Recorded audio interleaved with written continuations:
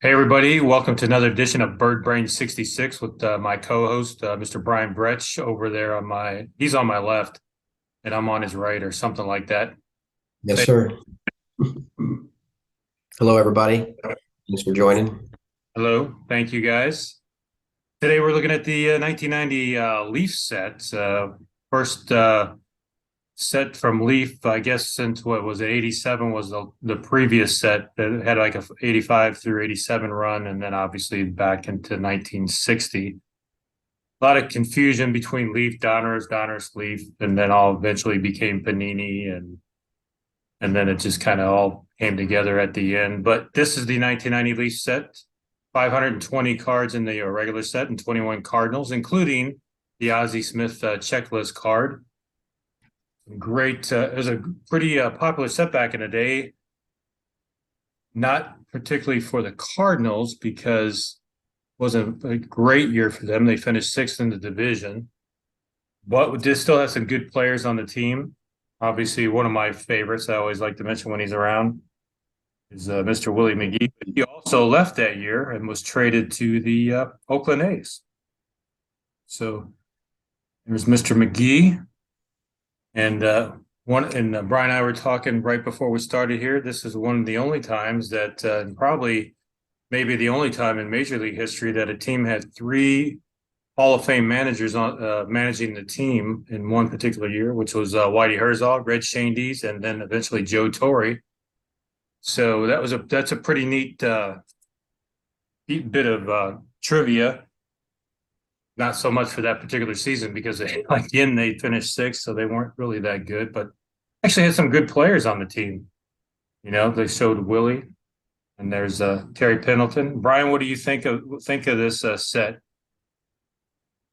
I like it for several reasons. One is in doing some research, the Leaf got, quite a bit of kudos for this set, a thicker stock. Um, I'm just showing here Mr. Tewksbury, one of the highlights of that 90 season. But one of the things that I really like about it is anytime that any card manufacturer throws a second photo on the back or with the 2023 top set where they've got the head and shoulder shot, on the front of the card, that takes a lot more time and effort to produce a card like that. So those are always among my favorites because that company took the time, like I said, to put that together. So I like this set. I like it. It's crisp.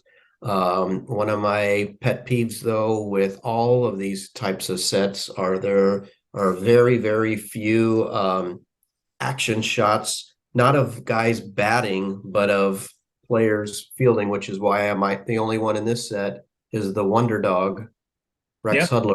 Absolutely loved this action shot. Look at him. He's getting ready. You can tell he's getting ready to nap the ground ball. He's on his toes. Just an awesome shot. And then on the back, again, is another very great. popular. One of the those kind of uh, here and there guys for the Cardinals. Very popular though with the fan base. Back, Absolutely. we've had a lot of those guys over the year, whether it's Stubby Clapp or Joe McEwing, and then the list goes on and on. Those type of guys that come up and step up and had a little bit of excitement during a season that's not necessarily the greatest season going at that particular time. But this We year, would. our catcher of the future, which was Mr. Todd Zeal. Not quite. It was actually Pagnozzi because they moved Zeal to third base. Yeah, It was believed that Mr. Zeal was going to be the catcher of the future for the Cardinals, but that is right. didn't actually pan out. So a little bit more of a Cardinal trivia there, if you will, or whatever you want to call it. So that was consider or 1990 is considered Todd's rookie season, right? And so Right. is it for this guy. Bernard Gilkey, yeah, great outfielder we had there. Nice, he's along the line of a few good outfielders we had come up during that period of time. But next year would be Langford, Mm-hmm. and Gilkey also, had a little bit more. Go ahead. oh no, go ahead. I was just going to say Gilkey had a little bit more of a hard time. He may have put a little bit too much pressure on himself, being playing for his hometown team, being born in St. Louis, going to high school in St. Louis, and then making it to the big league club. But I always thought and admired the way Bernard played the outfield. Yeah, and one of our favorites of the 1980s, Mr. Vince Coleman. He would be getting ready to leave the team as well very soon. So that was another. It was kind of one of these it's one of those years transitionally speaking, with managers, players, kind of some of those core guys out of the '80s, some of the great World Series teams, were starting to depart and move on and go to other places. So I guess Definitely. it's a good set for that particular transition. So Yeah, well, you and I talked before we started recording that this was just the start of the beginning for the Bush family to decide that it was back to the importance of building their beer brand. And I yeah, think at that time Bud Light was battling Miller Lite in terms of who was number one in light beer sales, et cetera. And I read somewhere that August Bush decided that it was time for him to start focusing on making beer and being number one or holding the number one title, whatever that was at the time. And yeah, that's when they started moving those core players, like you said, from those great '80s teams. And it was definitely the model to which they were going to be putting the team eventually onto the market to sell. It's why Whitey Herzog sees the writing on the wall and basically retires, because he wasn't making the same type of move, or he was asking for certain players and ownership wasn't making that happen, and he just said that was it. And then Red came on and managed in the interim for a while until they hired Joe Torre. And you and I talked about this the other day. Before, we usually talk a couple of times a week about the team players of the past, and how hard it was for Joe Torre to manage a team when ownership wasn't 100% behind him. And lo and behold, Joe leaves and eventually manages the Yankees and has all of that success, World Series success, and you know goes into the Hall of Fame, probably more so for his managing of the Yankees than what he did on the field for the Cardinals, the Braves, and some other teams. So I think, yeah, to your point too, I think another thing that a lot of people don't realize, we had a good run of, even though this year we had the three with Whitey, Red, and then Joe, having the three Hall of Fame managers in one season, which was pretty, probably, like I said, probably the only time that's ever happened in baseball. But we went from, string of, Whitey in the '80s, and then transition to these three guys, through these three guys, and then over to Tony. So we had a very long run of Hall of Fame managers throughout, a couple decades or actually there's several decades of the, Cardinal baseball. So pretty cool in that respect. And while we're still talking about this set, another another great player. We always had, and it seems like the '80s and '90s, we always had a great reliever on the team at some point in time, and it could have been a guy that we brought in, just for a couple of years or a year, like looking at Eckersley and Hinkie and guys like that. So, and even Lee Smith, came by for a little bit and moved on, but Todd Worrell. I mean, it kind of started with Bruce Sutter, and then yeah, we were always known for that. Whether or not we were bringing him up in the system or trading for him, you had Jason Mott, Isringhausen for a while. We had Ryan Franklin. It's been there for a while. It was just incredible. It's not that now it seems like we're kind of rolling the dice and trying to figure out who's going to be well, that pin by stop. committee now for the Cardinals. It seems like it's been that way for a while. I mean, Helsley's, trying to take that role. Not sure, if he's quite there yet. Time will tell. He's got good stuff at times, and other times it's kind of here and there. But we're talking about 1990. We better stay off of the current Correct. until we get to that particular area. But you know what the Cardinals have then too? We had a secret weapon. That's right. That's Jose Akendo. Of course, Another fan favorite. yeah. If you don't know, that's his actual nickname. So I Mhm. don't know if it's hard to see that card.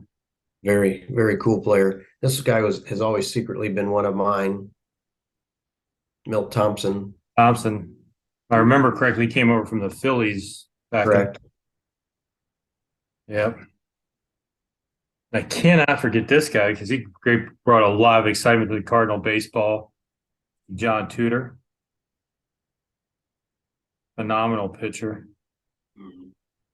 So was that look at the back of that card real quickly. That was after he had come back to the Cardinals, right? I'm glad you're asking me that because I don't have my glasses on, but you are correct. It. I can't even make it out to be, but All you. right, I'll grab We mine, will but on I our next thought show. we I will actually have that information unless you have it available right now. well, I'm gonna I actually look at need the a back. magnifying glass because the print's so small on the back of the card. Yeah.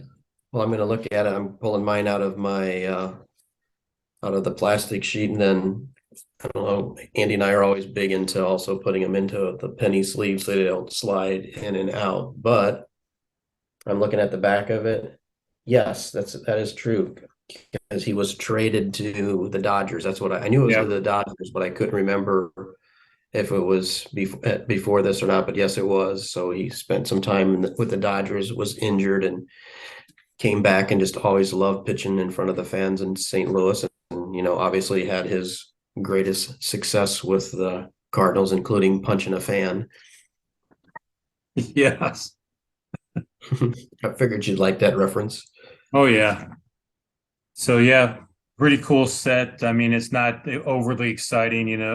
Now, did I mention it's a big card of this particular set in that year was Frank Thomas, the big hurt. So he was the I remember even back then, I think his card was going for $15-20 back in this was the early 90s, for Thomas, because these were considered pretty select. They were kind of like the 89 Upper Deck at the time, when that set came out. And, these were the next big set, to come along, and everybody wanted 90 Leafs. So, Mm-hmm. Yeah, I remember that. So I just showed Ozzy, and I guess the last thing that I'd like to mention about this set is I like the photos of the pitchers. We talk about yeah, lack of players in fielding positions, but at least the pitchers are all in some good. You had just showed Lee Smith, so I like to call him Joe Migraine because he always gave fans a headache when he would pitch. But just a great action shot of Joe and everyone in here, Jose De Leon, yeah, Frank DePino, Ken Daly, all great action shot of these pitchers. And believe it or not, I think this may be the one of the few sets where there's not, they're all action shots, whether batting, the one fielding of Udler and the pitchers, but there's no, just a guy standing there in the fake windup, whether they're right-handed or yeah, left-handed. So I do like that. And again, just love the fact that there's that additional added touch of having the oh, look at me being redundant, added additional of having that photo on the back of up with the player and good bio, other than it being small for our older eyes these days. But I love the set. yeah. I want to go back to our catcher of the future, Mr. Back then, because the only reason I want to mention this is because the third manager of the year was Mr. Joe Torre, who also was a catcher that moved over to third base, with the Cardinals. So, and I don't know who came up with that. Did Torre come up with that, or who came up with that, you know, uh, thought process of putting Zeal over on third base? But just to mention that's a parallel that the two of those guys had in that particular time. Well, if you remember, he was mentioned it. He was the heir apparent to become the superstar catcher, and then they found holes in his defensive game or something. I mean, the guy Yeah, could always rake at the plate. So when they finally did move him to third base, he had great success there, and I believe, even had greater success at the plate when he eventually moved on to the Dodgers. yeah, he So, did. Yeah, um, here's a guy that. It's a shame that somebody didn't catch that earlier at like double A, but or maybe even triple A. But we were so starved for a catcher then because we were coming out of the years of having Simba. We had Tony Pena for a while. Porter. Porter, So yeah. we were used to having a catcher that could hit. So that was the other piece of that. Yeah. Right. So Todd could hit. He just didn't. I don't know if maybe he just didn't command the respect of the pitchers. Now I'm just speculating on all of that. But yeah, I don't remember if it was Shane Deans or if it was Torrey that just says we got to keep this guy's bat in play, but we can't have him behind the plate. And turned out to be a good move for Todd. I mean, it definitely prolonged his, career, probably made his career. But again, I just wish somebody in the Cardinals organization would have caught on. But I think at that point, he had been, touted and talked about so much as being the heir apparent that I think he was just kind of out of luck. So, Yep. and a victim of his own press clippings, I guess is how you would say that. So, but I like it. Just it's a sharp looking card, and I'm happy to have the complete set, as I'm sure you are. Yep. Well, close this out, Brian. I think we've got this one pretty much covered. Yeah.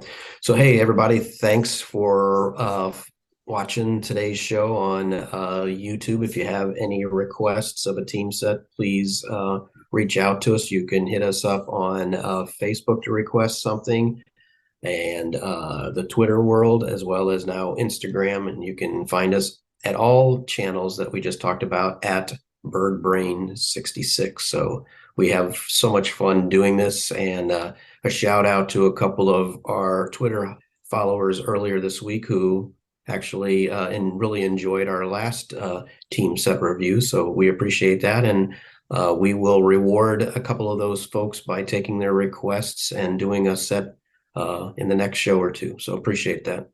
All right, everybody. Thanks. Appreciate it. Take care.